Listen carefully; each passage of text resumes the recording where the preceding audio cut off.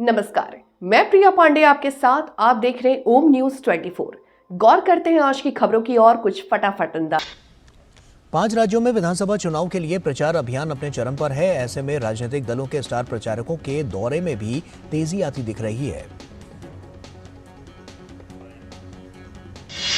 छत्तीसगढ़ में पहले चरण के मतदान के पहले प्रधानमंत्री कांकेर में एक विशाल जनसभा को संबोधित किया। अपने संबोधन में प्रधानमंत्री मोदी ने कांग्रेस पर जमकर प्रहार किया। छत्तीसगढ़ के मुख्यमंत्री पर निशाना साधते हुए प्रधानमंत्री मोदी ने कहा कि कांग्रेस और विकास एक साथ नहीं रह सकते। उन्होंने कहा कि केंद्र सरकार का मिशन पिछड़े वर्गों के हितों की रक्षा है। प्रधानमंत्री मोदी ने कहा कि गरीब की चिंता भाजपा सरकार की प्राथमिकता है। केंद्र सरकार उनके वर्तमान और भविष्य दोनों की चिंता करती है। इसलिए बीते 9 वर्षों के दौरान केंद्र की भाजपा सरकार ने सिर्फ गरीब और आदिवासियों का कल्याण को लक्ष्य में रखकर योजनाएं बनाई हैं। पीएम मोदी ने कहा कि छत्तीसगढ़ के निर्माण के लिए राज्य की जनता और बीजेपी ने मिलकर काम किया। जब तक कांग्रेस की सरकार रही वो यहां बीजेपी सरकार से लड़ती रही, लेकिन फिर भी केंद्र ने छत्तीसगढ़ के विकास के लिए काम किया। उन्होंने विधानसभा चुनाव को बच्चों के भविष्य का चुनाव करार दिया। प्रधानमंत्री ने कहा कि देश के इतिहास में पहली बार भाजपा ने एक आदिवासी परिवार की बेटी को राष्ट्रपति बनाने का फैसला किया, लेकिन कांग्रेस ने उनका भी विरोध किया। मध्य प्रदेश में राजनीतिक दलों के दिग्गज प्रदेश भर में जनसभाएं कर रहे हैं। मुख्यमंत्री शिवराज सिंह चौहान ने सागर जिले के देवरी और टीकमगढ़ में चुनावी सभाओं को संबोधित किया। इस मौके पर उन्होंने हर परिवार एक रोजगार का वादा किया। मध्य प्रदेश कांग्रेस अध्यक्ष कमलनाथ ने सागर जिले के खुरई में चुनावी जनसभा को संबोधित किया। हालांकि कांग्रेस में टिकट कटने से नाराज पार्टी कार्यकर्ताओं के बारे में पूछे जाने पर कमलनाथ ने उम्मीद जताई कि वो कांग्रेस का साथ देंगे। मध्य प्रदेश के सिंगरौली में आम आदमी पार्टी के स्टार प्रचारक अरविंद केजरीवाल और पंजाब के सीएम भगवंत मान ने रोड शो किया। अरविंद केजरीवाल ने लोगों से उनकी पार्टी को वोट देने की अपील की। मध्य प्रदेश में चुनाव प्रचार चरम पर है। राज्य विधानसभा की सभी 200 सीटों के लिए 17 नवंबर को वोट डाले जाएंगे। तेलंगाना विधानसभा चुनाव को बीजेपी ने 35 उम्मीदवारों की तीसरी सूची जारी कर दी है और इससे पहले जारी 2 सूचियों में पार्टी 53 उम्मीदवारों के नाम का ऐलान कर चुकी है। इस तरह तेलंगाना चुनाव के लिए बीजेपी ने अब तक 88 सीटों पर प्रत्याशियों के नाम घोषित कर दिए हैं। इस बीच तेलंगाना में ओबीसी सीएम बनाने के बीजेपी के वादे को लेकर सियासत गर्मा गई है। इस मामले पर कांग्रेस सांसद राहुल गांधी के तंज करने पर बीजेपी ने कड़ी प्रतिक्रिया दी है। तेलंगाना विधानसभा चुनाव के लिए अब प्रचार भी जोर पकड़ रहा है। मुख्यमंत्री के चंद्रशेखर राव ने बीआरएस उम्मीदवारों के समर्थन में कई जनसभाओं को संबोधित किया। वहीं कांग्रेस सांसद राहुल गांधी ने अंबतपल्ली गांव में महिला सभा को संबोधित किया। उन्होंने केसीआर पर कालेश्वरम परियोजना में बड़े पैमाने पर भ्रष्टाचार के आरोप लगाए। तेलंगाना विधानसभा की सभी 119 सीटों के लिए 30 नवंबर को वोट डाले जाएंगे और वोटों की गिनती 3 दिसंबर को होगी। राजस्थान विधानसभा चुनाव के लिए भाजपा ने 58 प्रत्याशियों के नाम की एक और सूची जारी कर दी है। भाजपा ने राजस्थान विधानसभा चुनाव 2023 के लिए 40 स्टार प्रचारकों की सूची जारी कर दी है। प्रधानमंत्री मोदी, पार्टी प्रमुख जेपी नड्डा, रक्षा मंत्री राजनाथ सिंह, केंद्रीय गृह मंत्री अमित शाह, उत्तर प्रदेश के मुख्यमंत्री योगी आदित्यनाथ, असम के मुख्यमंत्री हेमंत बिस्वा शर्मा और अन्य नेताओं को स्टार प्रचारक के रूप में शामिल किया गया है। लोकतांत्रिक मूल्यों की दुहाई देने वाला विपक्ष गुरुवार को संसदीय मूल्यों और मर्यादाओं को तार-तार करता हुआ नजर आया। मामला है रिश्वत लेकर संसद में सवाल पूछने के मामले की आरोपी टीएमसी सांसद महुआ मोइत्रा की लोकसभा की आचार समिति के समक्ष पेशी का। समिति में शामिल विपक्ष सांसदों ने न केवल बैठक में जमकर हंगामा किया, बल्कि आरोपी सांसद के बचाव में ही खड़े नजर आए। हर एक की जवाबदेही की मांग करने वाले विपक्ष ने इस बात का पूरा प्रयास किया कि महुआ मोइत्रा से उनके विवादित आचरण को लेकर सवाल ही न किए जा सके। विपक्ष ने महुआ मोइत्रा से निजी जीवन को लेकर सवाल पूछे जाने का आरोप लगाते हुए बैठक से कई सदस्यों ने वॉकआउट कर दिया। हालांकि समिति अन्य सदस्यों विपक्ष के आरोपों को बेबुनियाद बताया। बैठक के दौरान आरोपी सांसद ने कारोबारी हीरानंदानी की शपथ पत्र के जुड़े सवाल का भी जवाब देने की बजाय आपा ही खो दिया। भाजपा सांसद निशिकांत दुबे ने एक बार फिर महुआ मोइत्रा पर देश की सुरक्षा खिलवाड़ करने का आरोप लगाया। इससे पहले लोकसभा की आचार समिति जय अनंत और निशिकांत के बयान दर्ज कर चुकी है। गौरतलब है कि भाजपा सांसद निशिकांत दुबे ने लोकसभा अध्यक्ष को पत्र लिखकर महुआ पर सवाल पूछने के लिए पैसा और महंगे उपहार लेने का आरोप लगाया था। इससे पहले एक इंटरव्यू में महुआ मोइत्रा ने ये माना था कि उन्होंने अपने मित्र और बिजनेसमैन दर्शन हीरानंदानी को संसद का अपना लॉगिन और पासवर्ड दिया था। हालांकि उन्होंने इस बात से भी इनकार किया कि इसके लिए उन्होंने कैश या महंगे तोहफे लिए थे। दिल्ली के मुख्यमंत्री अरविंद केजरीवाल प्रवर्तन निदेशालय के समक्ष पेश नहीं हुए। दिल्ली आबकारी घोटाला मामले में प्रवर्तन निदेशालय ने पूछताछ के लिए उनको तलब किया था। हालांकि उन्होंने पत्र लिखकर ईडी को अपना जवाब जरूर भेज दिया। केजरीवाल की चिट्ठी पर भाजपा ने करारा हमला बोला है। भाजपा प्रवक्ता संबित पात्रा ने कहा कि केजरीवाल सच्चाई का सामना करने से भाग रहे हैं। उन्होंने केजरीवाल पर आरोप लगाते हुए उन्हें आबकारी घोटाला का किंगपिन बताया। वहीं संबित पात्रा ने कहा कि जब सुप्रीम कोर्ट में कहा गया कि शराब घोटाले में 338 करोड़ रुपए की मनी ट्रेल की पुष्टि हुई है, तो जनता को बताना होगा कि अरविंद केजरीवाल की जांच होनी चाहिए या नहीं। केजरीवाल ने ईडी को लिखित जवाब में पूछा कि किस हैसियत से उन्हें समन भेजा गया है। आम आदमी पार्टी के संयोजक या फिर मुख्यमंत्री के नाते केजरीवाल ने ईडी के नोटिस गैरकानूनी और राजनीति से प्रेरित करार दिया। उन्होंने कहा कि चुनाव प्रचार में व्यस्त रहने के कारण ईडी के सामने पेश होना फिलहाल संभव नहीं है। इस बीच भाजपा ने अरविंद केजरीवाल के खिलाफ राजघाट पर विरोध प्रदर्शन किया और दिल्ली शराब घोटाले मामले में शामिल सभी लोगों को सजा दिए जाने की मांग की। ईडी द्वारा केजरीवाल को शराब नीति घोटाला मामले में पूछताछ के लिए तलब किए जाने से आम आदमी पार्टी परेशान है। आप नेताओं को अब केजरीवाल की गिरफ्तारी का डर सता रहा है। इससे पहले दिल्ली सरकार में मंत्री आतिशी ने कहा था कि 2 नवंबर को केजरीवाल पेश होंगे तो ईडी उन्हें जेल में डाल देगी। दिल्ली सरकार के मुख्य सचिव की रिपोर्ट के आधार पर दिल्ली के उपराज्यपाल वीके सक्सेना ने पिछले साल जुलाई में शराब नीति बनाने और इसके कार्यान्वयन में कथित अनियमितताओं की सीबीआई जांच की सिफारिश की थी। मामले में सीबीआई केजरीवाल से पूछताछ कर चुकी है। दिल्ली में शराब घोटाले के मामले में उप मुख्यमंत्री मनीष सिसोदिया और सांसद संजय सिंह पहले ही ईडी की गिरफ्त में हैं। उधर हवाला के मामले में दिल्ली सरकार के मंत्री राजकुमार आनंद के ठिकानों पर ईडी ने छापेमारी की।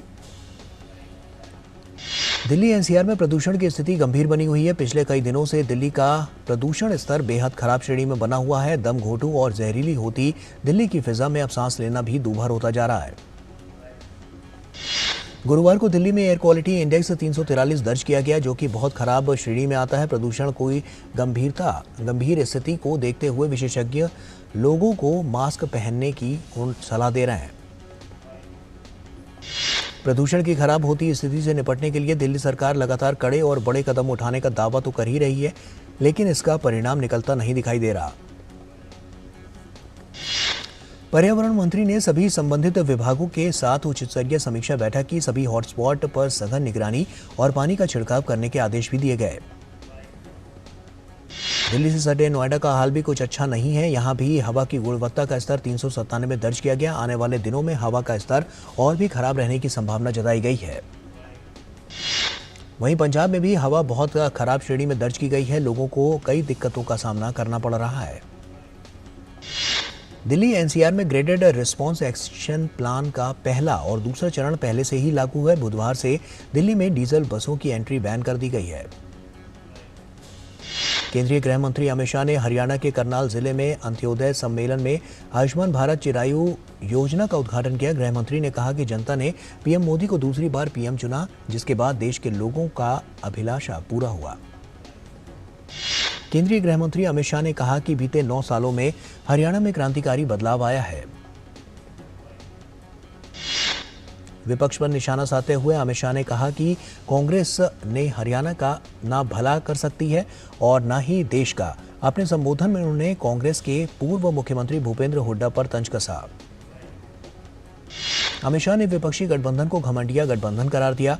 उन्होंने कहा कि गठबंधन में शामिल दल में किसी को अपने बेटे को पीएम बनाना है तो किसी को एजेंसियों से बचाना है। रक्षा मंत्री राजनाथ सिंह ने बेंगलुरु में इंडिया मैन्युफैक्चरिंग शो 2023 को संबोधित करते हुए कहा कि किसी देश के विकास में वहां के उद्योग का बड़ा योगदान होता है। रक्षा मंत्री ने कहा कि देश की सांस्कृतिक विरासत को संरक्षित करने में दक्षिण भारत का विशेष स्थान रहा है। उपराष्ट्रपति जगदीप धनखड़ वाराणसी के दौरे पर हैं। उन्होंने भारतीय कंपनी सचिव संस्थान की ओर से आयोजित 91वें राष्ट्रीय अधिवेशन को संबोधित किया। काशी को स्पिरिचुअल सिटी ऑफ वर्ल्ड बताते हुए उपराष्ट्रपति ने काशी की काया पलट के लिए पीएम के प्रयासों की सराहना की। उपराष्ट्रपति जगदीप धनखड़ और उत्तर प्रदेश की राज्यपाल आनंदीबेन पटेल ने वाराणसी के काशी विश्वनाथ मंदिर में पूजा अर्चना की। ज्ञानवापी परिसर में एएसआई का सर्वे का कार्य पूरा हो गया है, लेकिन पूरी सर्वे रिपोर्ट अभी नहीं बन पाई है। इसलिए अदालत ने एएसआई को रिपोर्ट प्रस्तुत करने के लिए 15 दिनों का समय दे दिया। दरअसल 2 नवंबर को एएसआई को न्यायालय में रिपोर्ट जमा करनी थी। अदालत अब 17 नवंबर को रिपोर्ट प्रस्तुत करने के बाद मामले पर सुनवाई करेगी। रामलला के दिव्य और भव्य राम मंदिर का प्रथम तल का निर्माण पूर्णता की ओर है। रामलला अपने जन्म स्थान गर्भगृह में 22 जनवरी को स्थापित हो जाएंगे। मंदिर निर्माण के अंतिम पायदान पर है। रामलला के सिंहासन, प्रवेश द्वार के दरवाजे और शीर्ष पर सोने की परत चढ़ाकर मंदिर की स्वर्णिम आभा उभरने का काम किया जाना बाकी रह गया है। इस पर राम जन्मभूमि तीर्थ कार्यालय प्रभारी प्रकाश गुप्ता ने कहा है कि राम मंदिर निर्माण लगभग पूरा हो गया है। यह विश्व में सबसे अद्भुत मंदिर है जो 1000 साल तक अपने मूल रूप में खड़ी रहेगी। केंद्रीय वित्त मंत्री निर्मला सीतारमण ने श्रीलंका के पूर्वी बंदरगाह शहर त्रिंकोमाली में स्टेट बैंक ऑफ इंडिया की नई ब्रांच का उद्घाटन किया। सीतारमण श्रीलंका में 3 दिन के राजकीय दौरे पर हैं। वित्त वर्ष 2028 तक भारतीय गेमिंग बाजार के 7.5 अरब डॉलर के राजस्व स्तर तक पहुंचने का अनुमान है। वहीं नवंबर 2022 में वित्त वर्ष 2027 इसके राजस्व में 8.6 बिलियन डॉलर की गिरावट का अनुमान था। भारतीय गेमिंग उद्योग ने फाइनेंशियल ईयर 2023 में 3.1 बिलियन डॉलर का राजस्व कमाया है। वहीं फाइनेंशियल ईयर 2022 में 2.6 बिलियन डॉलर का राजस्व था। इस साल 19% की वृद्धि दर्ज हुई है। भारत निर्मित आईफोन शिपमेंट 2024 तक वैश्विक स्तर पर 20% बढ़ सकता है। इस साल एप्पल के वैश्विक आईफोन शिपमेंट में भारत में बने आईफोन की हिस्सेदारी 12 से 14% होने का अनुमान है। अंतर्राष्ट्रीय स्तर पर कच्चे तेल की कीमतों में बढ़त देखी जा सकती है। इसके उलट भारत में पेट्रोल और डीजल का दाम यथावत रहा। दिल्ली में पेट्रोल 96.72 रुपये प्रति लीटर और डीजल 89.62 रुपये प्रति लीटर पर रहा। सेंसेक्स ने मारी ऊंची छलांग, 540 अंकों की वृद्धि के साथ सेंसेक्स 64,080.9 अंकों पर बंद हुआ। निफ्टी 155 अंकों की बढ़त 19,133.25 पर बंद हुआ। अमेरिका की केंद्रीय बैंक ने नीतिगत ब्याज दरों में कोई बदलाव नहीं किया। 22 सालों में दूसरी बार दरों में अपने उच्चतम स्तर पर। विदेशी बाजारों में तेजी रहने के बावजूद स्थानीय स्तर पर मांग कमजोर रही। दिल्ली थोक बाजार में खाद्य तेल समेत सभी उत्पादों की कीमतों में स्थिरता दर्ज की गई। अडानी इंटरप्राइजेज ने गुरुवार को अपने प्रमुख कोयला व्यापार प्रभाग में कमजोर प्रदर्शन के चलते सालाना शुद्ध लाभ में 50.6% की गिरावट दर्ज की है। यह गिरावट कुल 227.82 करोड़ रुपए की है। आरबीआई ने जानकारी देते हुए कहा कि चलन से वापस लिए गए 2000 रुपए मूल्य के 97% से ज्यादा नोट बैंकिंग प्रणाली में वापस आ चुके हैं। सिर्फ 10,000 करोड़ रुपए मूल्य के नोट ही लोगों के पास रह गए हैं। केंद्रीय मंत्री आर.के. सिंह ने आज 2 ऊर्जा दक्षता कार्यक्रम NECP और EEFP लॉन्च किए। उप कार्यक्रमों का उद्देश्य ऊर्जा संरक्षण और स्थिरता को बढ़ावा देना है और इस दौरान केंद्रीय मंत्री ने कहा कि यह पहल हमारे ऊर्जा परिवर्तन को आगे बढ़ाएगी और अर्थव्यवस्था को विद्युतीकृत करने में मदद करेगी। केंद्रीय शिक्षा और कौशल विकास मंत्री धर्मेंद्र प्रधान 1 से 3 नवंबर तक यूएई के दौरे पर हैं। मंत्री धर्मेंद्र प्रधान और यूएई के विदेश मंत्री महिम शेख अब्दुल्ला बिन जायद अल नहायान से मुलाकात की। केंद्रीय शिक्षा और कौशल विकास मंत्री धर्मेंद्र प्रधान और यूएई के विदेश मंत्री ने रक्षा के क्षेत्र में IIT दिल्ली अबू धाबी परियोजना पर चर्चा की। केंद्रीय मंत्री धर्मेंद्र प्रधान ने अबू धाबी में एक वैश्विक तकनीकी स्टार्टअप परिस्थितिकी तंत्र हब 71 का दौरा किया।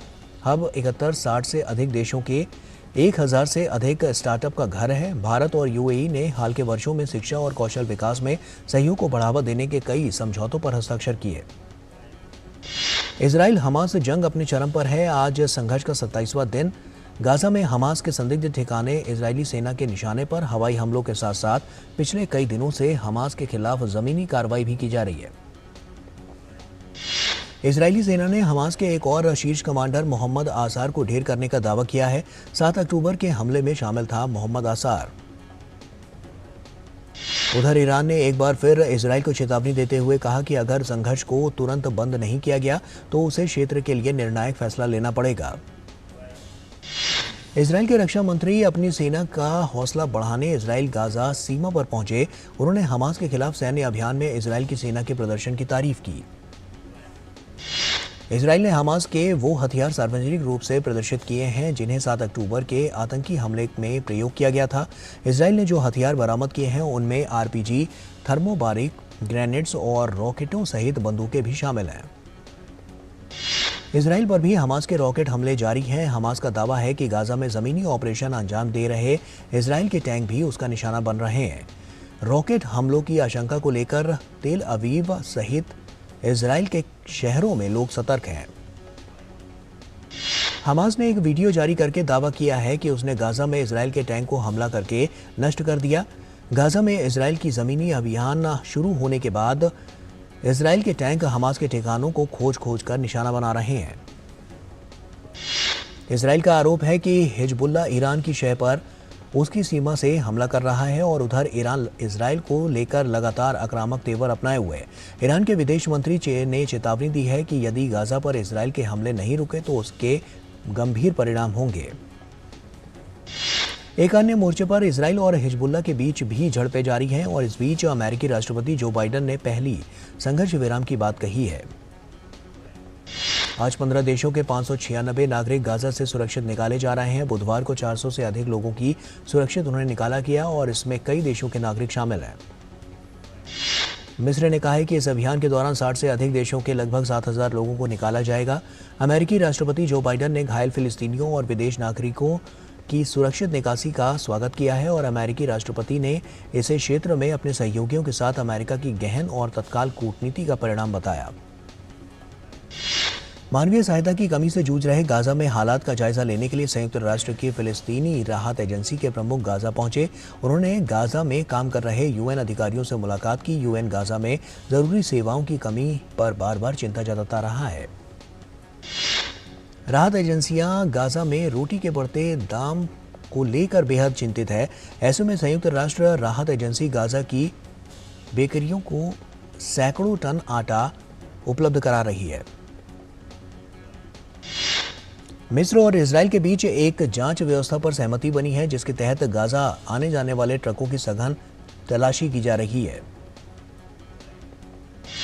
पाकिस्तान ने आखिरकार अपने यहां अवैध रूप से रह रहे अफगानों को बाहर निकालने के लिए उनके घरों पर बुलडोजर चलाना शुरू कर दिया है। ऐसे में पाकिस्तान में रह रहे लाखों शरणार्थियों के सामने मुसीबत का पहाड़ टूट पड़ा है। पाकिस्तान सरकार के सख्त कदम से बीते 30 साल से अधिक समय से बिना दस्तावेज के रह रहे करीबन 17 लाख अफगानों के लिए कुआं और खाई वाली स्थिति बन गई है, जिसमें ना तो अफगानिस्तान जाते बन रहा है और ना ही पाकिस्तान में रुकते बन रहा है। पाकिस्तान ने प्राथमिकता के तौर पर सबसे पहले उन लोगों को चुना है जिनका आपराधिक रिकॉर्ड है। सरकार का तर्क है कि इससे उस पर आर्थिक बोझ भी कम पड़ेगा और बेरोजगारी के आंकड़ों में भी कमी आएगी। आईसीसी विश्व कप में भारत ने दर्ज की लगातार 7वीं जीत, श्रीलंका को 302 रनों से हराया। भारतीय गेंदबाजी के आगे ढेर हुई लंका की टीम। अब 5 नवंबर को भारतीय टीम का दक्षिण अफ्रीका से कोलकाता में होगा सामना। शुभमन गिल ने श्रीलंका के खिलाफ खेली दमदार पारी, बनाए 92 गेंदों पर 92 रन। पारी के दौरान लगाए 11 चौके और 2 छक्के। शुभमन गिल इस साल वनडे में सबसे ज्यादा 50 प्लस स्कोर करने वाले खिलाड़ी बन गए हैं। गिल इस साल 12 बार 50 प्लस स्कोर कर चुके हैं। विराट कोहली इस साल वनडे क्रिकेट में 1000 रन पूरे कर लिए हैं। टीम इंडिया के पूर्व कप्तान ने श्रीलंका के खिलाफ 34 रन बनाकर यह आंकड़ा पार किया। श्रेयस अय्यर ने खेली 82 रनों की पारी। विश्व कप 2023 में जड़ा सबसे लंबा छक्का, अपनी पारी के दौरान लगाए 6 छक्के।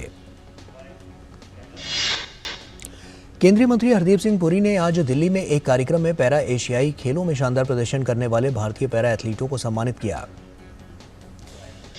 कार्यक्रम के दौरान पैरा खिलाड़ियों ने कहा कि देश से लगातार मिल रहे सम्मान और समर्थन उनके अंदर और अभी अच्छा करने का जज्बा पैदा कर रहा है। गोवा में चल रहे राष्ट्रीय खेलों में महाराष्ट्र का दबदबा बरकरार, दूसरे स्थान पर सर्विसेज। आर्सेनल की टीम EFL कप से हुई बाहर, वेस्ट हैम यूनाइटेड ने 3-1 से दी मात। लिवरपूल ने बॉर्नमाउथ को 2-1 से दी मात। सबस्टिट्यूट के तौर पर खेल रहे डार्विन नूनेज ने किया गोल। नोवाक जोकोविच ने पेरिस मास्टर्स में जीत के साथ की शुरुआत, टॉमस मार्टिन एचीवरी को दी मात। अलेक्जेंडर ज़ेवरेव की बढ़ी मुसीबत, पूर्व प्रेमिका के शारीरिक शोषण के चलते लगा जुर्माना।